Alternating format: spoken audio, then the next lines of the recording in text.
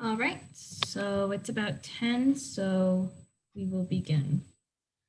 Good morning. Welcome to the Unitarian Universalist Church of Las Cruces virtual worship service. My name is Sarah Reyes, and I will be today's moderator. Here's a couple of things that will help make our service run a little better. Number 1, please keep yourself muted and your video off during the service and during the songs. Number 2, we will turn off the congregation chat function throughout the worship service to minimize distractions. However, we will have the chat function available during a few segments for you to interact with if needed. Number 3, you may also widen your screen when in the split video option. This will make it easier to view service associates, lyrics on screen, as well as the video within the services. Finally, for best audio service, we recommend using headphones if you're alone or a Bluetooth speaker if you're in groups. Please enjoy today's service. Good morning. I'm delighted to be with you this morning.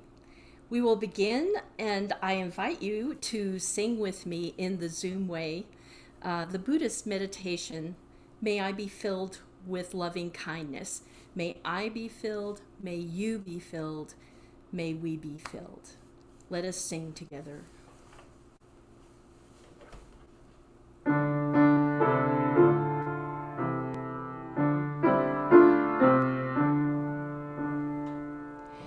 May I be filled with loving kindness. May I be well. May I be filled with loving kindness. May I be well. May I be peaceful and at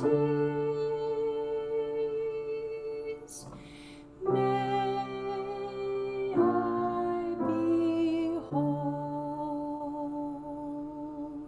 May you be. May you be filled with loving kindness. May you be well. May you be filled with loving kindness. May you be well. May you be peaceful and at ease. May you be whole. May we be. May we be filled with loving kindness. May we be well. May we be filled with loving kindness. May we be well. May we be peaceful and at ease. May we be whole.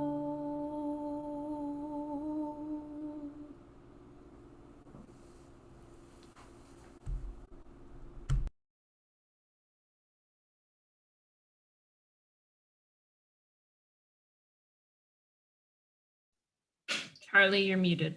I got it. Our opening words are from a UUA General Assembly resolution. We are called to do justly, to love mercy, and to work humbly for the empowerment of our brothers and sisters. Please join me as we light our chalice with these words from Christine Robinson. We gather this hour as people of faith with joys and sorrows, gifts and needs. We light this beacon of hope and sign of our quest for truth and meaning in celebration of the life we share together.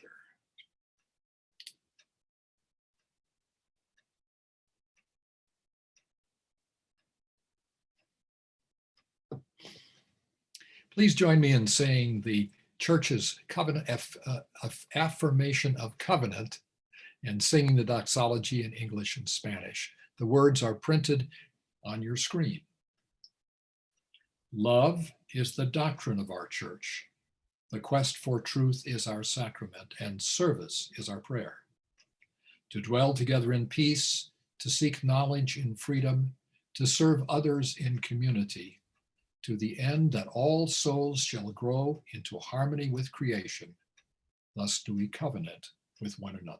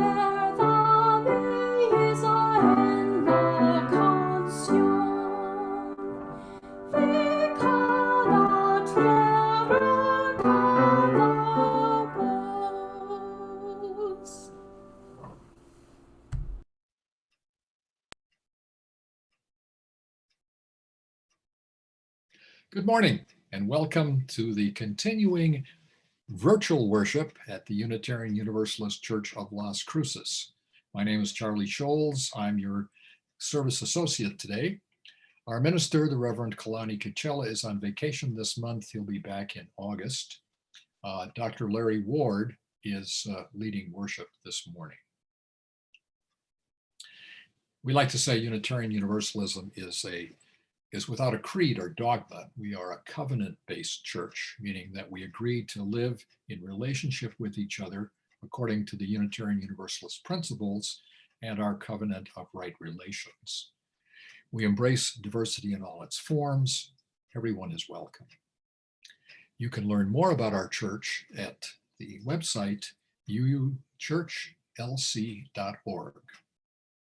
Now we're continuing our virtual services in order to contain the spread of the coronavirus, but hopefully we'll be back. If you have any questions about how to use Zoom, which is what we're using today, you may contact Sarah Reyes, the church's technical support staff member. If you're visiting today, we'd like to meet you. Please introduce yourself by turning on your mic and your camera and telling us who you are and where you're from. Do we have any visitors this morning? Hi, yes, we're visiting for the first time. Oh, good. Who are you and where are you from? Well, we live in Las Cruces right now, of course. My name's Ryan and this is my fiance, Brenna. And we're just trying to see what this is about because we're spiritual, but we don't necessarily believe in any set doctrine or organized religion. And someone referred us to this. And so we're kind of interested in seeing what it's about. Well, I think you're in the right place today. Thank you very much for joining us. If you would put your email in the chat, we'll be glad to send you more information about our church. Okay, definitely. Thank you very much. All right. Any other visitors? Okay, we have, let's see. Oh, I should mention, directly following this service, there'll be a 15-minute time for you to chat and interact with other people in the congregation. And that's just stay linked and you'll be put in a chat group. Okay, we have 3 announcements this morning. Many of you remember Dr. Rodney Thompson, who was our interim minister for 2 years after Reverend Nancy Anderson retired. He's going to be back in the area this month visiting. And so Mark Sakantarak is putting together, he's calling it a mostly outdoor in-person potluck party jam session. There we go. It'll be held in the shade structure behind the RE building on Saturday, July 17th. That's this coming Saturday at 4 p.m. And since Mark is organizing it, he asks you that if you want to volunteer or need some suggestions on what to bring, you should call him. His number is 575-571-5095. That's Mark Sakantarak. Also, there'll be a second party for Reverend Thompson at the Richens House, which is 3115 Sundown Road on Friday, July 23rd at 5 p.m. And this will also be a potluck dinner. And please RSVP to kramer@nmsu.edu by Wednesday, July 21st to let them know if you will be attending. And finally, the annual church camp out in the Gila will be held from July 30th to August 1st. For more information about this, there should be a brochure in the library, and you could contact bassler36@gmail.com.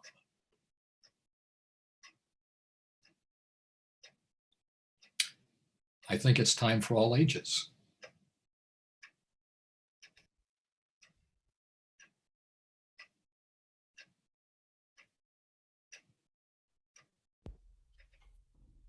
Good morning, church. Today's story is about the brave little parrot. Once, long ago, the Buddha was born as a little parrot. One day, a storm broke upon her forest home. Lightning flashed, thunder crashed, and a dead tree struck by lightning burst into flames. Terrified animals ran wildly in every direction, seeking safety from the flames and the smoke. "Fire! Fire!" cried the little parrot.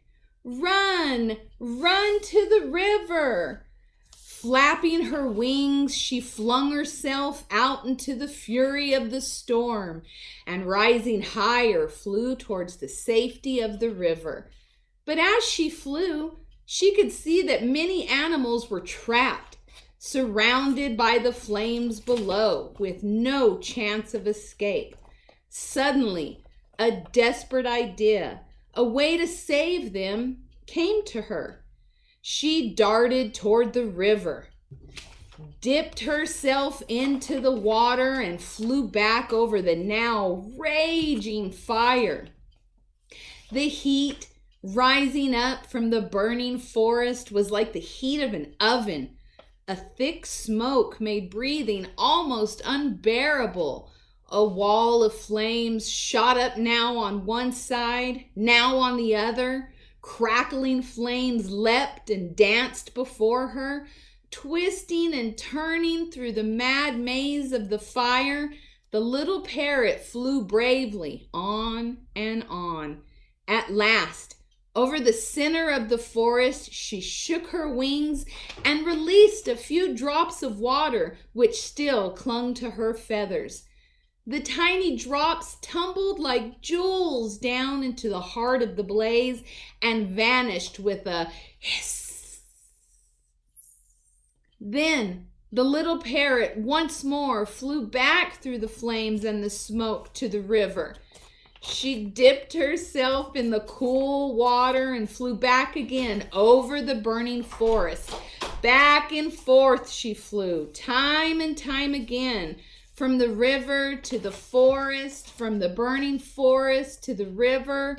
Her feathers were charred, her feet were scorched, her lungs ached, her eyes, stung by the smoke, burned red as coals. Her mind spun, and dizzily the spinning sparks, but still the little parrot flew on. At this time, Some of the divas, gods of a happy realm, were floating high overhead in their cloud palaces of ivory and gold. They happened to look down, and they saw the little parrot flying through the flames. They pointed at her with perfect hands. Between mouthfuls of honeyed food, they exclaimed, "Look at that foolish bird. She's trying to put out a raging forest fire with a few sprinkles of water. How ridiculous! How absurd!" And they laughed. Ha ha ha! But one of those gods did not laugh.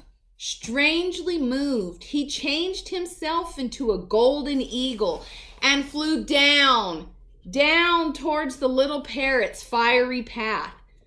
The little parrot was just nearing the flames again when the great eagle, with eyes like molten gold, appeared at her side. "Go back, little bird," said the eagle in a solemn and majestic voice. "Your task is hopeless. A few drops of water cannot put out a forest fire. Cease now. Save yourself before it is too late." But the little parrot only continued to fly through the smoke and the flames. She could hear the great eagle flying above her as the heat grew fiercer, calling out, "Stop, foolish little parrot! Save yourself! Save yourself!" "I do not need a great shining eagle," coughed the little parrot, "to give me advice like that. My own mother, the dear bird, might have told me such things long ago. Advice I don't need. I just need someone to help." And the god, who was the great eagle, seeing the little parrot flying through the flames, thought suddenly of his own privileged kind.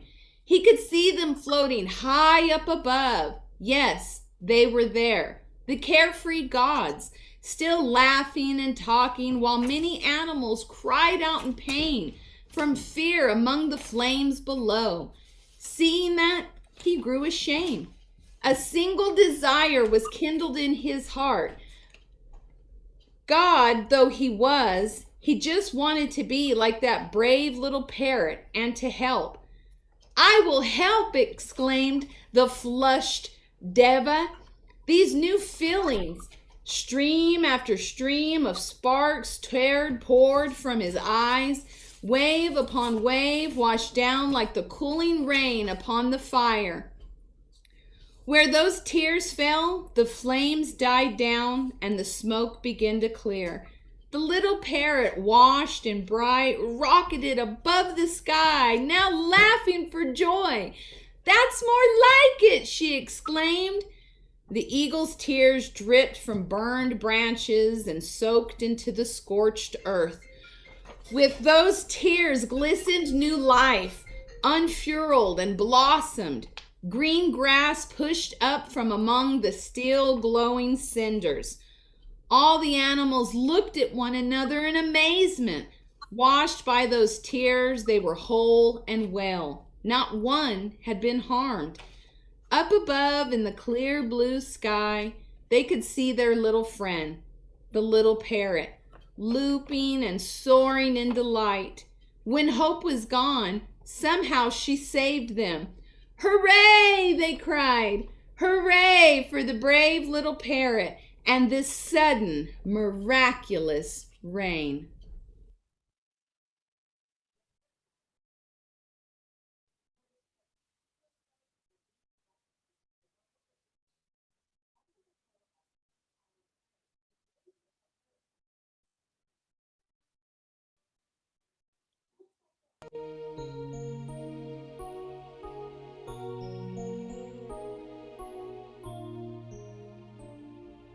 Love once again, break our hearts open wide.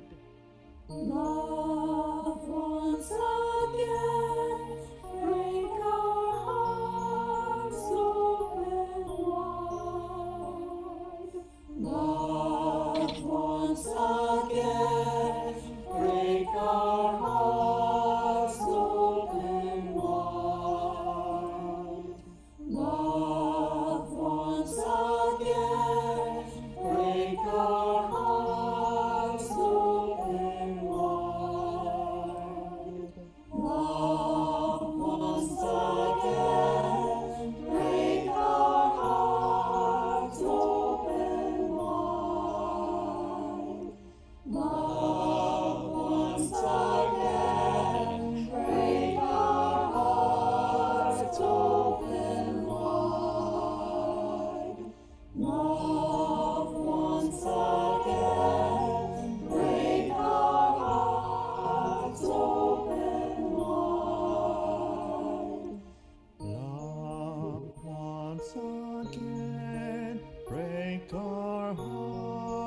hearts open wide.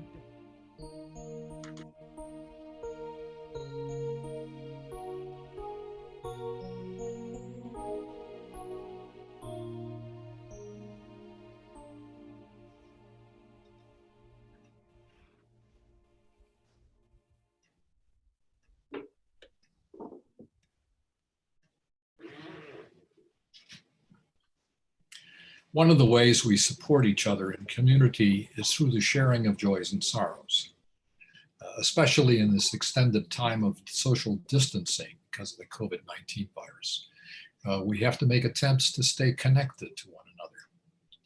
Our church's website has a link which allows you to confidentially submit a joy, a sorrow, or a milestone to Reverend Cucella. You can specify whether you like your submission shown or shared with the caring team or with the congregation, or if you prefer it to remain confidential. We have one sorrow and one joy this week. We offer our condolences to Sarah Thomas on the death of her mother, Joanne Thomas, 86. She died on July 6th at home after a long illness. Joanne was a member of the Presbyterian Church here in Las Cruces.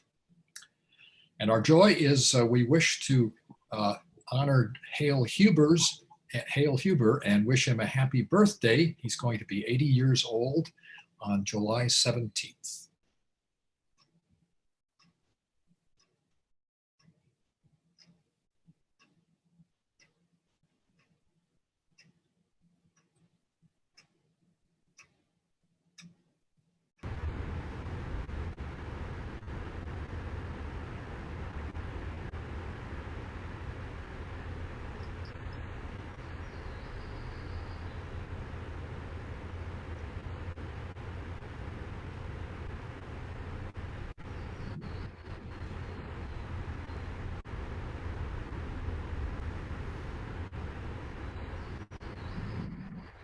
Dr. Ward?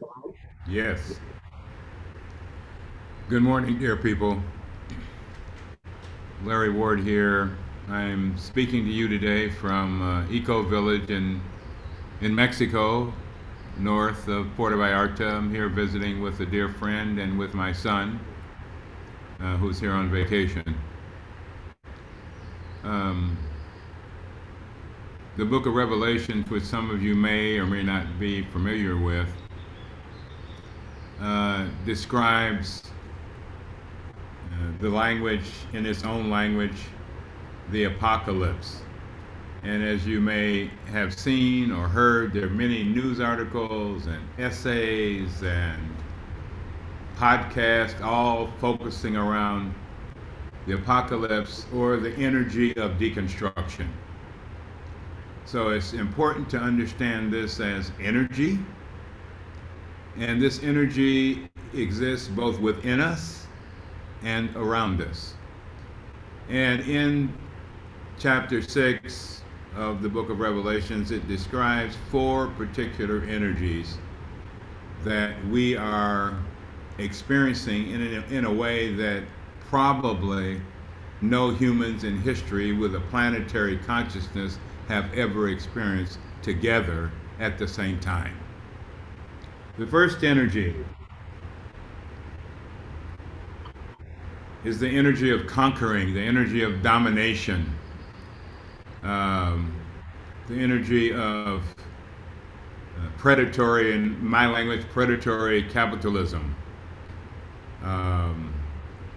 predatory relationship to the resources of our precious planet. But this energy of conquering, this energy of controlling, of dominating, is one of the energies that brings with it the deconstruction of our lives. The second energy referred to across the whole earth is the energy of conflict. And one of the ways that's been described is to take peace away from us, to take peace away from the earth.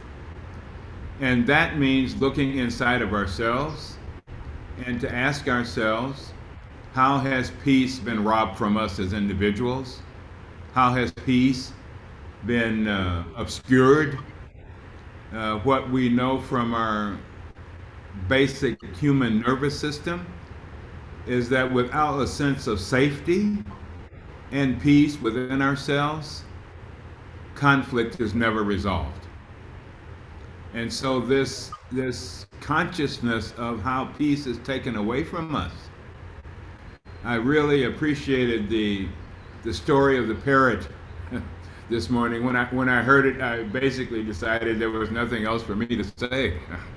It's such a great teaching on what we all have to do with our lives.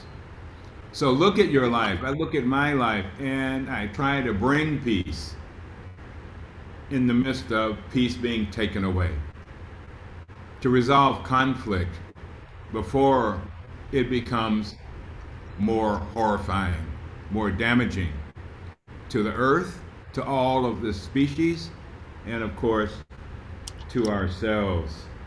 You know, you must recognize also there are people who are addicted to conflict, who profit from conflict. So we must be vigilant as individuals and collectively as civilians of this earth, stewards in one way of this precious planet, to stand and face those who are addicted to conflict, those who love conflict, those who profit from conflict. And so I look at myself every day to see where I may be contributing, whether that contribution is disassociating myself from the conflict, hiding from the conflict. But this all begins with working with the conflict inside of ourselves, in our own being, in our own minds, and in our own hearts, and in our own relationships that are close and nearby. The third energy of the apocalypse is scarcity. It is the conditioning that we've all been given that it's okay, that poverty's okay. That it's fine for people to be lying on the streets without homes. That it's we can see this with COVID and the vaccines. It's just some of us have so much vaccine, some of us have none. That's that. But I'm talking about our relationship to that fact.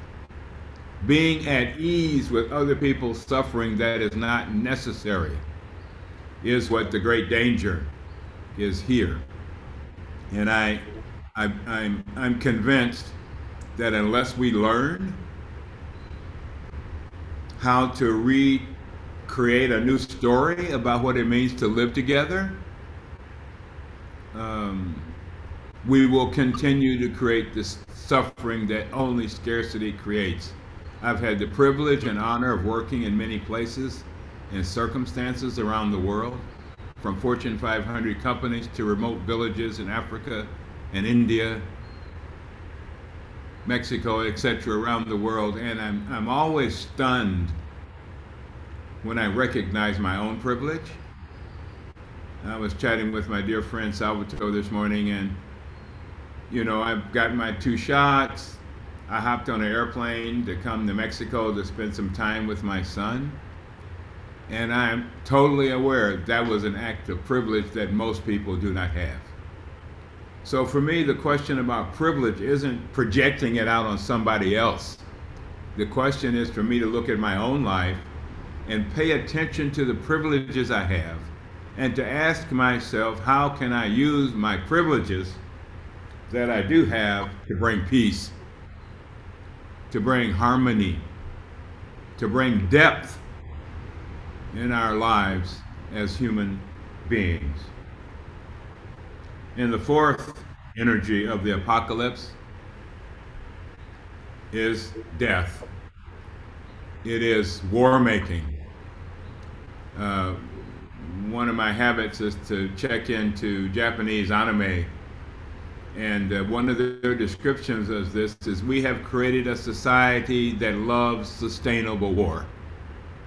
So I ask myself all the time, when I shop, when I make decisions, when I drive, when I talk, when I listen, am I contributing to this myth that war is a response to our pain, that war is an adequate response to the suffering of the world, and I'm not convinced. I remember growing up in Cleveland, Ohio, where I was born, and in the ghetto there, we knew that when it was labeled the war on poverty, we knew everything was going to be destroyed in our neighborhood. Not built up. War creates catastrophe. War creates suffering, and war creates damages in the bodies of people who carry it out, and the bodies of people who are what we call now collateral damage. So we live in a world in which we are all traumatized, and I don't mean mental weakness. I mean our biological systems that evolution has designed to keep us safe, we now experience under threat constantly. Do we go to the grocery store? Do we go to the gas station? Do we go to school? Do we send our children? So we are living in an environment of hypervigilance, and our nervous systems are not designed for that. A great article I read recently called "Our Current State of the World is Neuro-Existential Crisis." Our nervous systems are not designed to be on 24/7 alert. They're designed to respond to short-term threats, short-term dangers, but we now live in a world where we feel unsafe. And the tragedy on tragedy is we feel unsafe even when we buy more guns. We feel unsafe even when we have more weapons. This is how we know this is internal, not simply external. So every day I practice in the morning to find a sense of safety in my own body so that I can bring that sense of safety into the relationships I encounter and am with in that day. The pandemic, COVID, has brought death to our faces in ways in which we can't conceive of. 4 million people have died as a result of this, and we know that number is low. I'm still working to try to imagine that, the scope of that. How many, and all the families and children, all the relationships impacted by the death of COVID alone. This requires us to go deeper in our spiritual practice. But I have learned that this is not the only energy available to us. Your first song, "May I Be Filled with Loving Kindness," and if I can pull from the Buddhist tradition more directly for a moment, there's a character or archetype in Buddhism called Maitreya Buddha. And Maitreya Buddha is the Buddha that is to be born. And that birth is collective, not individual. That birth is the birth of 4 qualities of love, which I understand and appreciate and am nourished by your own practice there and your own understanding of this. Loving kindness is the first quality of love. Just every day figuring out how to be kind to myself, to my body, to my emotional life, and not live a life of blame and judgment on myself. And then how to be kind to my wife, to my pet, to my dog Charlie, to my neighbors. When I'm driving, what does it mean to be kind? It's very mundane practice and very foundational to our own human sanity and sense of safety. No healing is possible among us unless we feel safe with each other. The second quality of love is compassion. And compassion is not pity. Compassion is an open heart to experience life as it is and to respond to life as it is without reactivity, but daring to stay open, to learn, to grow, and to be touched by the suffering of others, whether that suffering is near or that suffering is far away, and then to be motivated to respond in kindness and compassion to that suffering. The third quality of love for the Maitreya Buddha energy is shared joy. This is so critical for our well-being on this planet. I'm struck my whole life I've been struck by how we have been stopped from sharing joy with one another. And I don't mean excitement. You know, in America, excitement is a substitute in many cases for true joy. Excitement's fine, but it's not the same thing as joy. Joy is deep. Joy is abiding. Joy does not disappoint you. Joy does not run out. And I'm talking about joy in the body. And what does it mean to share joy with each other? This, if we could just learn how to do this, we would transform so much. Our institutions have no capacity to share joy. No one's institutions do. That's not what institutions are for. We must turn toward one another, like you're doing there in your congregation. We must turn toward one another around this planet and share both our sorrows and our joys if we are to recover our own human kinship, which has been demolished and destroyed by the last 1,000 years of colonialism and imperialism. The last quality of loving kindness is equanimity. Equanimity is peace so deeply embodied. There's an old song I grew up with in my church called I Shall Not Be Moved. We used to sing it during the Civil Rights Movement and our protest marches. Like trees planted by the water, we will stand, we shall not be moved, we shall be nourished, we shall not hate, we shall not condemn, but we will not hide from the truth. We will not deny history. We will repair our lives with openness, with joy, with compassion, and with kindness. And as we are able, if enough of us can do this, if we can have 1 million more congregations like you around the world, whether it's institutional or not, I'm just talking about our get-togetherness as people. What is trying to be born now, in Greek or Latin is called an anima mundi, a new world soul, a new world vibration, a new world sense of what it means to be connected to our precious lives together. And our precious lives connected to the life of the hawk and the eagle and the river and the mountain and the ant. Here we have some geckos and iguanas that I have a chance to chat with every morning, and hummingbirds. All of life is a great gift. And so nourishing our experience of this will bring about a new narrative that we are not separate.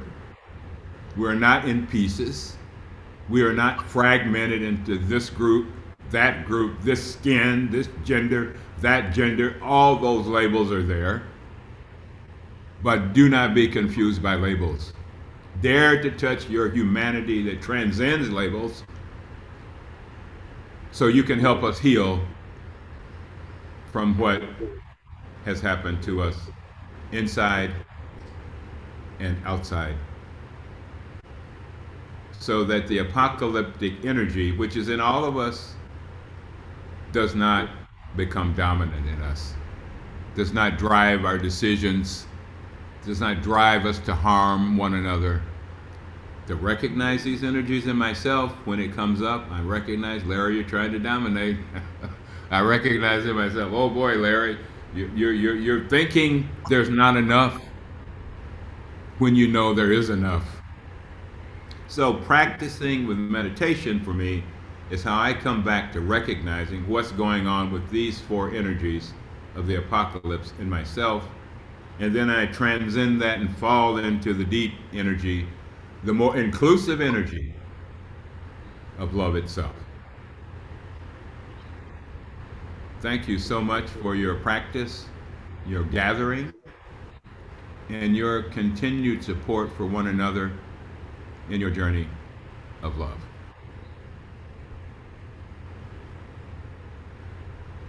Thank you, Dr. Ward. Sure. Our reading and reflection today is from Reverend Rebecca Parker. It's entitled, Choose to Bless the World. Your gifts, whatever you discover them to be, can be used to bless or curse the world.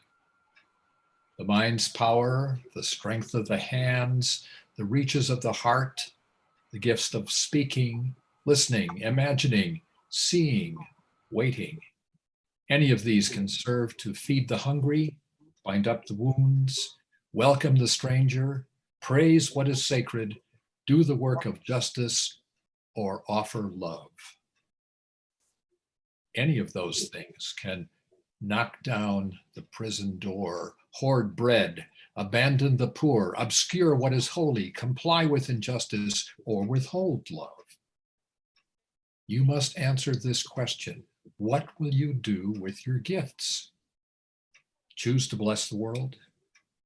The choice to bless the world is more than an act of will. A moving forward into the world with the intention to do good is an act of recognition, a confession of surprise, a grateful acknowledgement that in the midst of a broken world, unspeakable beauty, grace, and mystery abide. There is an embrace of kindness that encompasses all life, even yours. There moves a holy disturbance, a benevolent rage, a revolutionary love, protesting, urging, insisting that which is sacred will not be defiled. Those who bless the world live their life as a gesture of thanks for this beauty and this rage. The choice to bless the world can take you into solitude to search for the sources of power and grace, native wisdom, healing, and liberation. More, the choice will draw you into community, the endeavor shared, the heritage passed on, the companionship of struggle, the importance of keeping faith, the life of ritual and praise, the comfort of human friendship, the company of earth, the chorus of life welcoming you. None of us alone can save the world. Together, that is another possibility waiting.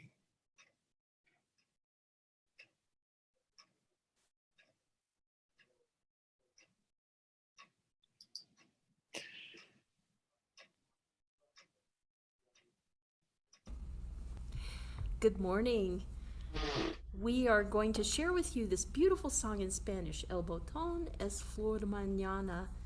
And the English précis of this is, the bud is tomorrow's flower. In the bulb, there is a flower. In the seed, an apple tree. A song in every silence, a dawn in every darkness. In our present and in our future, there are mysteries that God alone can see. And our lovely Linda Small will be singing this for us.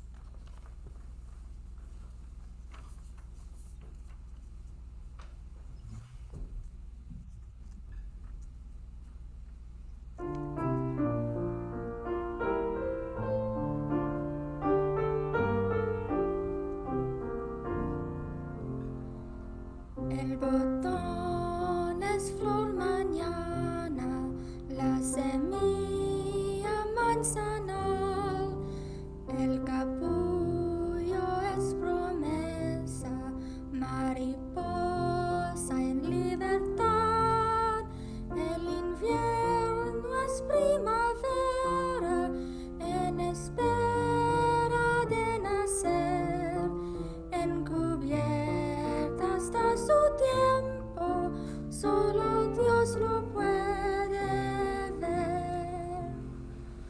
Del silencio surge el verso en melódica canción, de tinieblas nace el alba, de esperanza la ocasión, el pasado, el futuro, hoy mi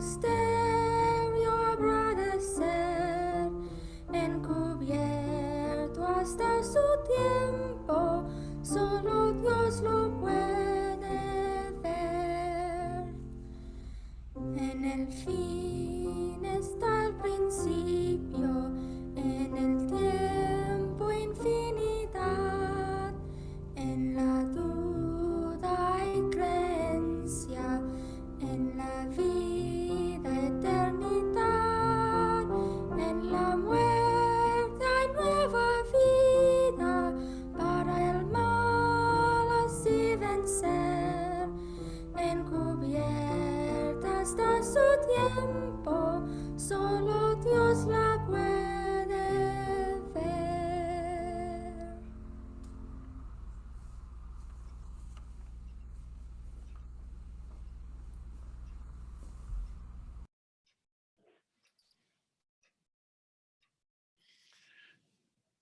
Another way, whoops, sorry.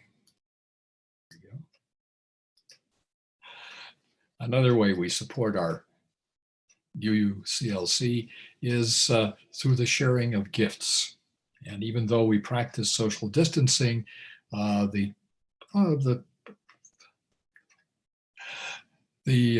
costs go on. And it's very important for us to continue to fulfilling our financial pledges. So please refer to the electronic order of service or refer to the member section of the church website to see how you can continue to do so. And throughout the pandemic, the church has continued its support of organizations identified by the Social Justice Committee as recipients for our Change for Change program. Now, in a live service, we would collect the change for change in the basket. But since we can't do that virtually, we ask you to send your donations by check or go to the church's website to make a contribution. This quarter's donation will go to El Calvario, which is an immigrant advocacy center.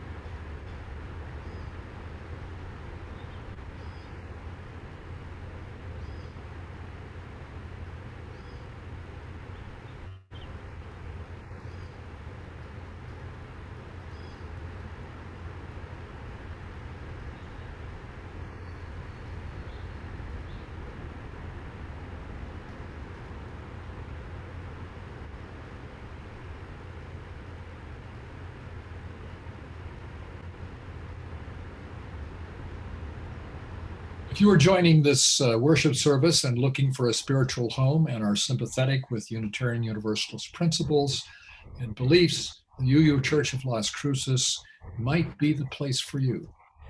We believe that when you become a member here, you are entering a warm and deep relationship with the church and all of our members and friends. You're becoming part of something much bigger than any of us. You're becoming part of a movement to change our community and our world. The way you join the church is to sign the virtual membership book through the link on the electronic order of service, or you could call the church, leave a message, and someone from the membership committee will contact you.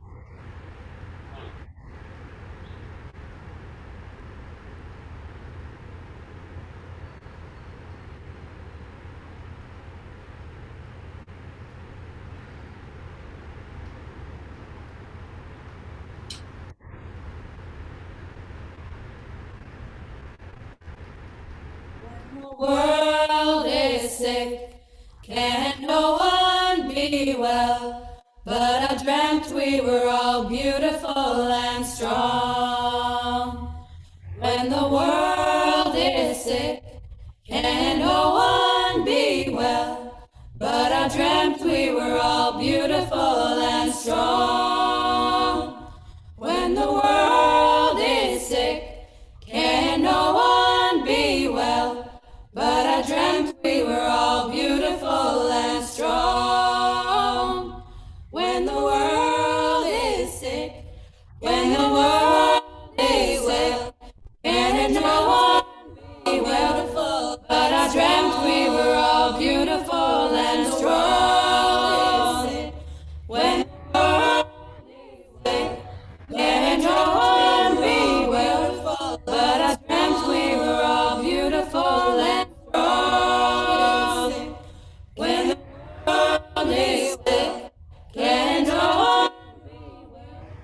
But I dreamt we were all beautiful and strong. When the world is sick, can no one be well? But I dreamt we were all beautiful and strong. When the world is sick, can no one be well?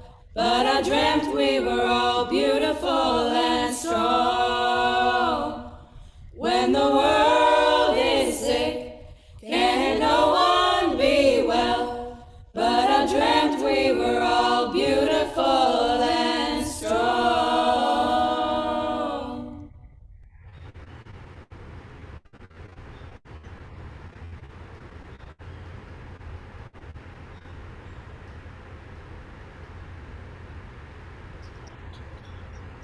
Dr. Ward, do you have some closing words for us? Yes. Please find in your body that parrot that flies over the fires, burning our planet and burning our hearts and minds. However much water you can put on your little wings, please do. But also find the great eagle in you. Find the tears in you that can help put out the fires around this planet and within us that are diminishing the miracle of our very lives. Take good care, be safe, and be well. Thank you. Would you join me in these words of extinguishing the flame? We extinguish this flame, but not the light of truth, the warmth of community, or the fire of commitment. These we carry in our hearts until we are together again.